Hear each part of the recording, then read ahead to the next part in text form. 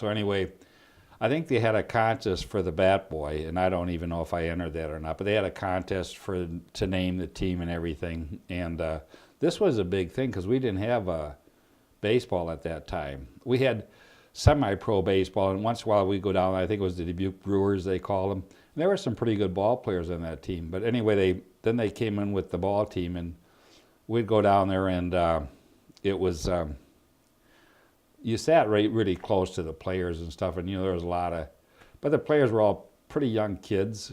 And anyway, the one day I was down there with my dad, and it was not long after the season started, and the bat boy didn't show up. So somebody came out from the dugout and says, hey, we need a bat boy. It's kind of like you go to church, they need an older boy. So anyway, so I went down and I became the bat boy. And Jack Conway was the manager, and I always thought he was a pretty serious guy. He was probably in his 30s. I thought he was really old because I was 13, and this guy's really an old guy. But anyway, he was pretty serious. And I'd get there early and get all the bats out. They had a big bat bag. And you got to remember, well, even like the major, they were all wood bats. And once in a while a bat would break during the game. So if it wasn't broke bad, I'd take it home and I'd drill holes in it and put electrician's tape around it, then we'd use it. And then kids would come down. I had quite a few bats, and kids would come down during the game and ask me if they could have the bat that got broke. Because a lot of them wouldn't break in two, they'd just get a crack in them or something, so then you'd give the kids the bats and the ball. The foul balls, if they went up in the stands, the fans would throw them back because that's how tight it was. And they had a kid outside the ballpark, and he chased balls down.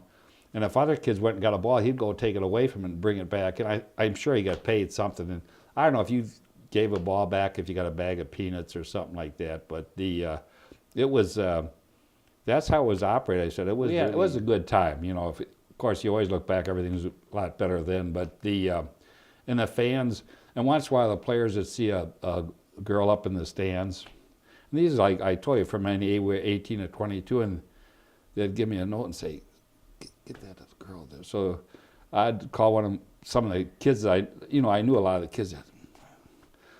And so I'd say, see that girl up there, with the red scarf, give that note to her. Then she'd look down and the guy wave at her, And it was kind of, I don't think things have probably changed much. But it was funny, and some guys you got along with better than others, and some of them were friendly, and most of them were pretty friendly. But I still remember this one kid. His name was Bill Earnhardt. He was from North Carolina or South Carolina, something like that. And he was a really nice guy, and he was one of the few guys that was married. And his wife was just really a Southern belle, I guess you'd call her. She had this Southern accent. She was really pretty. And I know all of us guys thought, oh boy, is she ever pretty. And he was real nice. And they teased me a lot. We had a lot of fun, and they'd play tricks on me and stuff like that. But then I'd get smarter and I'd play tricks on them, I would hide their favorite bat and tell them I didn't know where it went, things like that, or hide their glove before the game. But it was all worked out. But I said, the umpires didn't go out and warn the pitchers like they do now. They're just like, they're kind of unwritten, like, well, you're going to hit our batters, we're going to hit, and we'd pick out your best player to hit. We would hit somebody that's no good anyway.